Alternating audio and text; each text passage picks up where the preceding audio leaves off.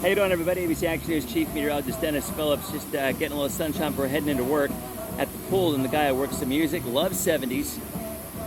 Bad, Bad Leroy Brown by Jim Croce in the background. Who knows what's next? Wanted to give you an update on the tropics. Lee now with winds of 105 miles an hour, Cat 2, almost Cat 3 already.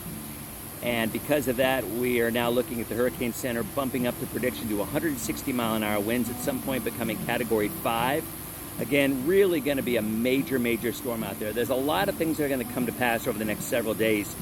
Once the storm gets this large, it goes through what's called eye wall replacement cycles, and a new eye forms inside, the other one collapses, and then it gets bigger and can eventually strengthen. But that strength will fluctuate over the next several days as it approaches 155, 160, 165, okay? There's been absolutely no change to the forecast track. Now, over the next 5 days, people are going to be watching this storm getting closer and closer to the Bahamas, closer and closer to Florida. And I get it. It's a stressful thing because it's going to be a major, massive hurricane. But there's absolutely no reason to think that eventually this is not going to curve north. It will. I guess the question is, will it be sooner or later? At this point in time, it all depends on a couple of factors. But ultimately, that curve is going to occur. And when it does, it's going to take Florida out of the crosshairs. It's going to take South Carolina and Georgia out of the crosshairs.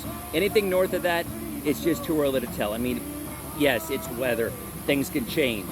And is it absolutely impossible for me to come on here and say 2 or 3 days later, whoa, there's been some big changes, it might get closer to Florida? Look, anything's possible, but I don't do what ifs. I mean, let's go with what we have right now, right? Let's look at the forecast, the science that we know, which is a lot better than it was 20 years ago when Charlie made that infamous hook into Florida sooner than we expected.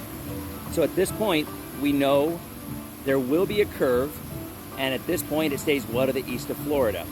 Whether it's north of the Mid-Atlantic, whether it's New England, whether it stays offshore entirely, all of those are still possibilities. But I'm not going to get into the whole, well, what if game? What if it turns into this? What if it turns into that? That's just confusing. Let's stick with what we have right now, and if we have to adjust as we go, so be it. It's weather. But right now, major hurricane, eventually becoming Cat 5, and at that point, it's going to stay that way for 4 or 5 days.